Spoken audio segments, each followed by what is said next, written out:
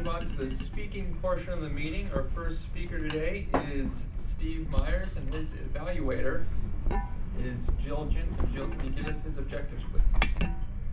Yes, Steve's objectives today, he's speaking out of the Competent Communicator Manual, and this is project number 7 for him.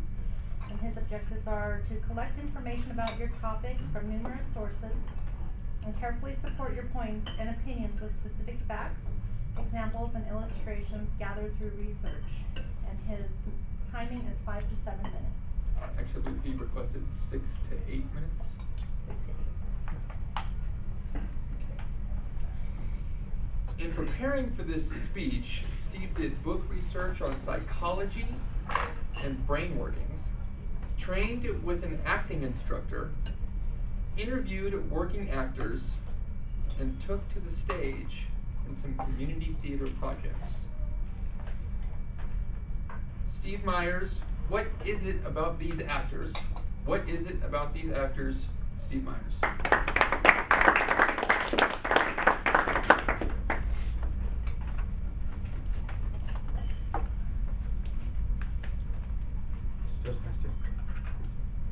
Imagine you are standing in a calm, peaceful room. You're in the middle of a circle formed by barrels. And inside these barrels are stacks of documents. The barrels represent types of thoughts. The documents represent memories, sensations, those thoughts. The most recent thoughts you had are on top of the pile. And as they go down the pile, they're older or less accessed. You stand in the middle of the pile, you see that the categories are things as diverse as, what did I have for breakfast? Where did I park? What things do I love about my wife? What things do annoy me about my wife? My fond memories of my child's growth. The aggravations of raising my child. What are the goals I have? What are the obstacles in my life? Each barrel is dedicated to the thoughts along these lines. The largest barrel is the most complex. It contains the most intricate items. These are your emotional states. Your emotional states, the one that's on top, why, that's your mood. That's your mood you're in today. As you go around the room and peruse the top few documents in each of these barrels, you form a picture that you call your identity. Mr. Toastmaster and fellow Toastmasters, this model I described is a dynamic process that goes on unconsciously in our minds. We don't even think about it. If you want to feel this, you have to do it, experiment. When you wake up in the morning, instead of rushing, scrambling for your thoughts of where am I, what do I have to do, what are my anxieties, sit there for a moment and enjoy just being. Enjoy not having an identity. And pretty soon that habitual routine will kick in and you'll go basically collecting your thoughts across the tops of all those barrels and once again reforming who I am. This is my perception of me. The art of acting, as I have been learning in it, effectively capitalizes on this mental structure that we have by going and placing documents on the tops of each of those barrels. These are fabrications. But the actor then can go across and compose his character from whatever he has gleaned from the tops of those barrels and create a new identity. The scenario is fabricated, but the actor is not faking. He is being truthful to the things he has collected from each of those barrels. The attitudes, the hang-ups, the anxieties. And from that point, he can react. He can react now to the present moment from the perspective of this new identity that he's formed. The key ingredient of all this is what's in the barrel. Is having those emotions there, making it believable. We're astute things. When something's been altered in a picture, we know, well, that's been photoshopped, that's a poor job. When people aren't authentic with their emotions, we also detect that too. So the actor grabs upon these emotions, and we all have our barrel of emotions. We're all reservoirs of every emotional experience we've ever had. It's in there. Some just deeper than the others.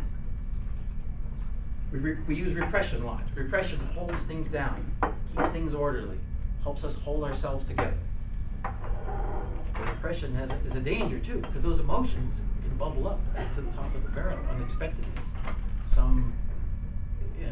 Something triggers them from the outside. Some association comes up, and wham! You're feeling an emotion from 30 years ago. It might be at a very inopportune time. And the emotions of ours that we fail to deal with, they're insidiously sitting around and they're going to haunt us. The actor now, he is keen at going into that barrel and selectively pulling out an emotion. Then he shapes it to satisfy the requirements of the performance he's doing, of the role he's carrying through. It's an amazing skill. It's a skill of concentration, of self-control, that things don't get out of hand.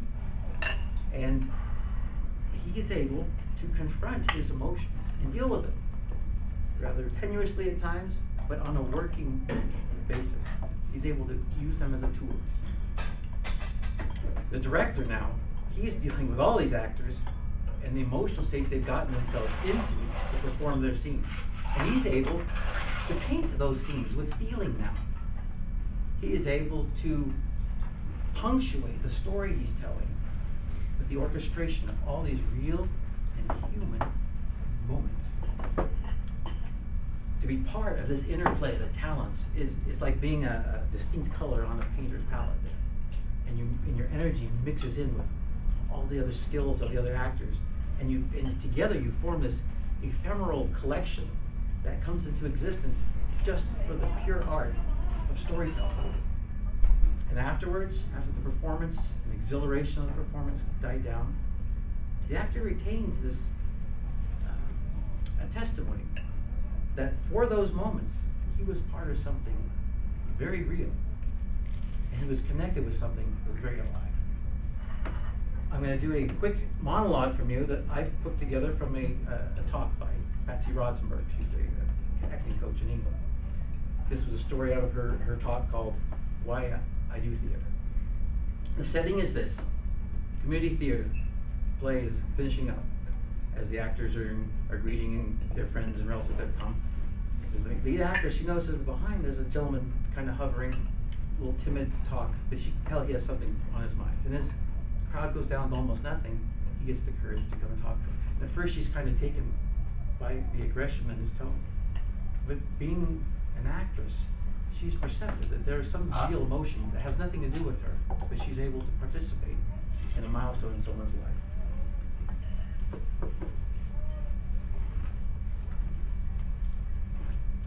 I never liked you actors.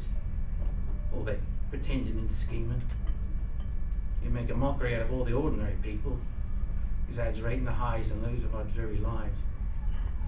You're just the puppets of the writers, and they're the dogs of the producers, manipulating generation after generation, driving how we feel, who we hate, what we purchase, for whom we vote. And the stupid masses, they grow up numb to their own lives. Because all they've known is addiction to all the thrills and glamour, violence and drama that you fabricate. I thought you all were a bunch of charlatans and liars. 15 years ago, my wife and I went to a theater. We didn't like it. In the play, a woman's child died. That actress made a sound that was horrible. It was the saddest, most forsaken sound I'd ever heard come out of a human being. It turned my stomach. It was embarrassing. I didn't like it. Last year, a constable came to our door. He told us that our daughter had been brutally raped and murdered. When he spoke those words to me, I made that sound. The actress had told me the truth, but I hadn't grown up enough to know it.